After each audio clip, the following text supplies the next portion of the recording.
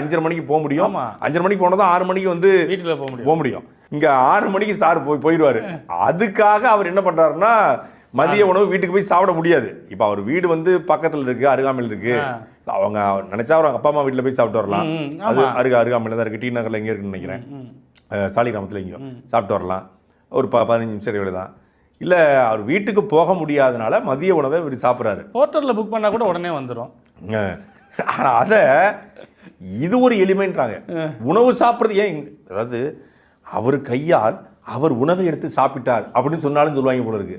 தாகம் வந்தது அவருக்கு, வந்து தாகம் எடுத்தது, தண்ணீரை அவரே எடுத்து குடிச்சிட்டாருங்க.